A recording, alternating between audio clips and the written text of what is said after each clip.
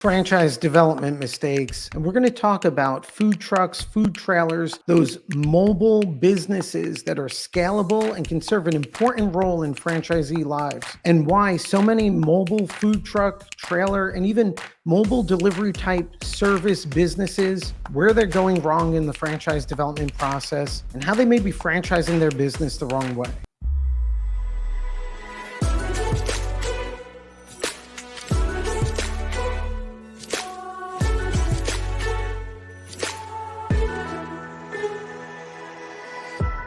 The big mistake that we see happening in the franchise development process is franchise developers, lawyers, they're treating food trucks, mobile businesses, as if they were brick and mortar retail.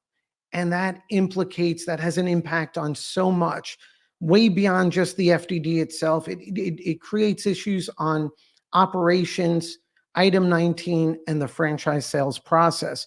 And we're seeing this happen more and more, where new franchisors are struggling. They have innovative, interesting businesses, food trucks, trailers, even mobile service type delivery businesses. What makes these businesses unique is that they're not static, they're not brick and mortar, they're mobile, they're territory based, and they have so many scalability features. And when we look at the opportunity profile, they could serve different roles between supplemental income and, for someone who has multiple territories and multiple trucks, income replacement. So why are these businesses, why are they being developed as if they were brick and mortar retail businesses? Well, it's probably laziness, or I think mobile businesses are becoming more innovative and coming into their own even more within the franchise community and space.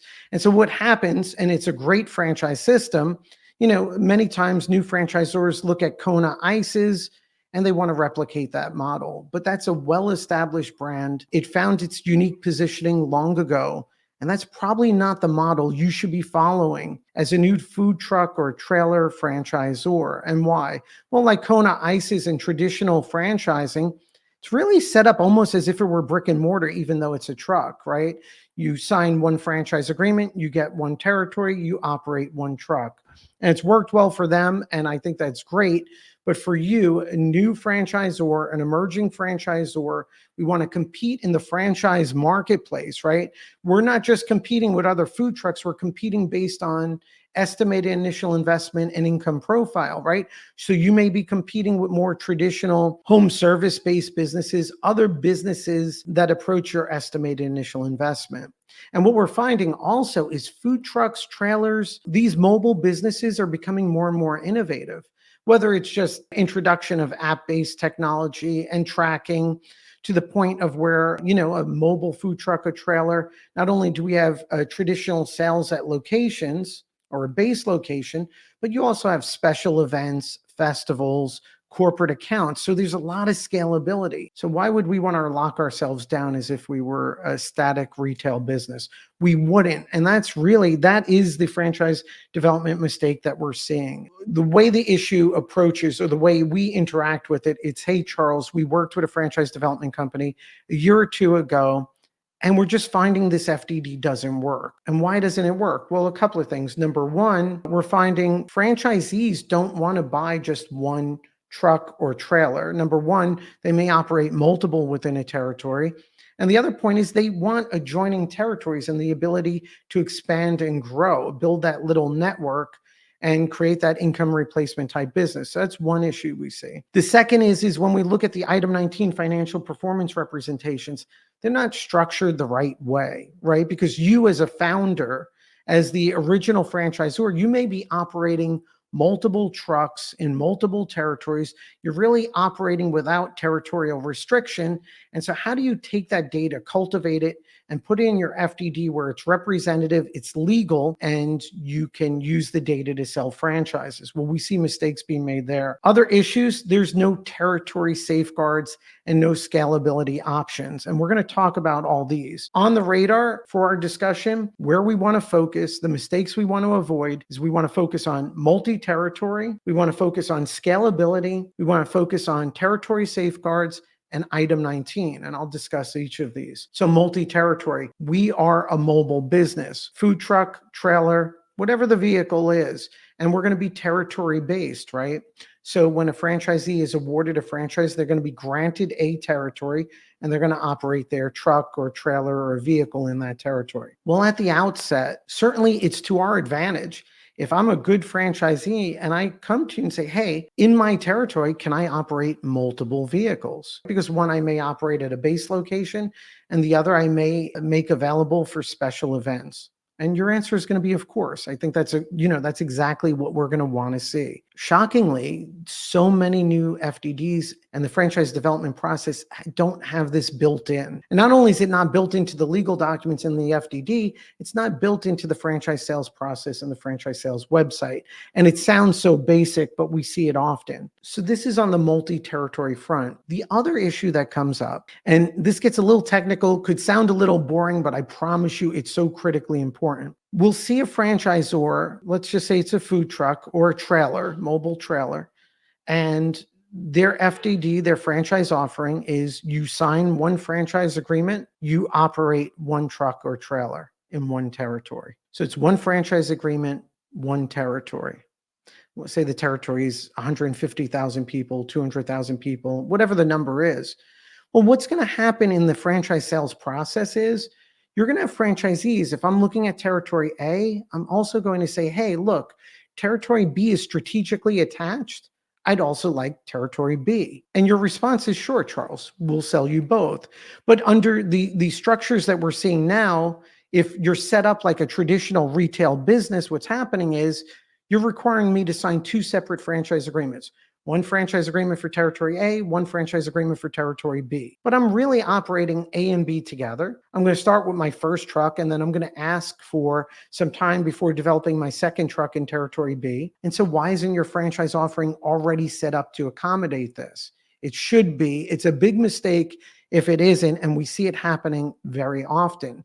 So what would this multi-territory structure look like? It would be, rather than one territory for one franchise agreement, it would be, hey, under our franchise agreement, you could purchase one territory or up to, say, hypothetically, 4 territories.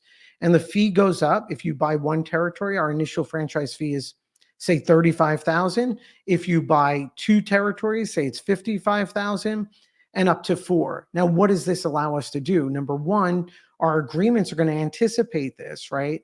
So if I buy 2 territories, the franchise agreement is going to include those 2 territories in my franchise. It's going to say when I need to get my first truck up and running and when I need to get my second truck up and running.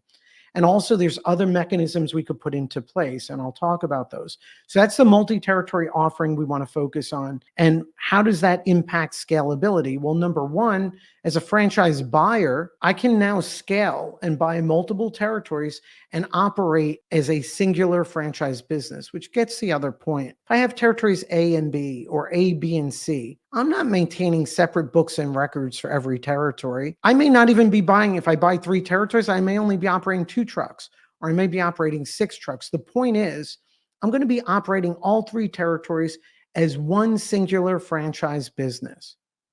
And that's going to be important for my financial reporting. And what you'll see is that's going to be important for you as a franchisor as you report your item 19. Also, by having this multi-territory structure, franchise brokers are going to view it more favorable, right? Franchise brokers will be earning a higher commission, but they also like to present to their franchisee candidates the ability to scale, right? And if in this instance you could buy multiple territories, you're protecting them, you're going to operate your business. So the multi-territory offering is critical, which affects scalability. Now, when we're talking about scalability also, the problem we see, or a development mistake we see, is that people are just converting development strategy and FDDs from retail to food trucks. But we want to be thinking about other things when we're operating a food truck or trailer. For example, your legal program, your FDD, your franchise agreements should have provisions in place where if I buy territory A, what does it look like? Can I provide service out of my territory? So for example, if I'm in territory A, I haven't bought territory B. Territory B is not being operated by another franchisee. Can I go service an event there? And what are the rules, right? So in our FDD, our franchise agreement, we want to have those territory rules. What happens when territory B is eventually sold? Where do the customer lists go and things like that? Also, more and more, we're finding for food trucks, trailers, they're creating corporate accounts and corporate events where regional companies, national companies are making regular appointments or regular engagement with trucks, trailers, and these mobile service companies where they're servicing multiple locations. And as a franchisor, we want to control those special events or those corporate accounts. For sure, the corporate accounts and special events, food trucks, festivals, amusement parks, what do those programs look like? How are we building them for a mobile food truck, trailer, service type business? And how are we doing it in a way where we're not just legally securing everything we're doing, but we're also creating very strong value propositions for franchise buyers as to their ability to scale, to buy more than one territory, to operate multiple vehicles, to potentially operate out of territory in limited circumstances, and to scale and build their business into income replacement and beyond, which gets to the next point. We have to introduce, or you have to think about territories. So while I'm advocating for a multi-territory offering, the ability for franchise buyers to scale, we also have to be protective and make sure that we're not overselling territory and franchise buyers are not sitting on a territory. So the example being, if your royalty structure is just a flat percentage-based royalty, say it's 6% of sales, and I buy 3 territories, and then I'm not actively involved in 2 of those territories, say territories B and C. Well, 6% of 0 is 0, and we don't want that, right? It's going to be an underperforming territory. So as we're developing the franchise offerings for these mobile businesses, it's critical. We spend a good deal amount of time positioning and planning. What is the opportunity profile we're offering for our franchise? So maybe single territory is a supplemental income business. But if we're going to sell multiple territories, then we should be gearing that toward franchise buyers who are focused on income replacement and who are going to invest in developing those territories. Okay. And then at a royalty level, maybe in addition to traditional percentage based, we may charge a minimum fixed dollar amount royalty. And we'd set it at a rate not to be punitive, but to make sure the franchisee is performing. For example, our minimum monthly royalty is X dollars if you operate in 1 territory, but it goes up. 2 territories, it's higher. 3 territories, it's higher. And it shouldn't be a number that's punitive. It should be a number that when we're speaking with franchise buyers is if you're not active enough and generating enough income where this minimum royalty doesn't make sense, then you're probably underperforming. And 1 or 2 things, you probably shouldn't buy these multiple territories. Or if you have, you should probably give 1 back and just operate within your capacity. So we want to focus on territory safeguards. I don't like just terminating franchisees or provisions that say if you don't hit certain sales goals, we could terminate you for a couple of reasons. 1, they invite litigation. Naturally, a franchisee is going to claim you didn't support them. Then a franchise attorney gets involved. Also, there's franchise relationship laws where certain states may limit your ability to terminate. But now, if we have minimum royalty requirements, franchisees that bought too much or their lifestyle changed, they may just come to you and say, hey, can we reduce the royalty back to just 1 or 2 territories, and I'll give back the 3rd territory, and we just continue going forward and maintain a good relationship. So we want to focus on those territory safeguards. Okay, item 19, your financial performance representations. What is the data? How your trucks are performing? Again, we want to be focused on a very clear item 19 that matches our opportunity profile. So if we're focused on a supplemental income business, well, then we want to focus on our operating hours, seasonality, KPIs, profitability per events, right? We want to show that ability, that those higher margins at those events. If we're focused on income replacement, then we want to piece in a narrative that's showing the multiple territories. Now, one issue we see often when someone is franchising their business, and we see this a lot with food trucks, we also see it with even home service-based businesses. Many times you're operating in more than 1 territory. You may be operating 3 or 4 trucks or 3 or 4 trailers, and you're operating within a geographic area.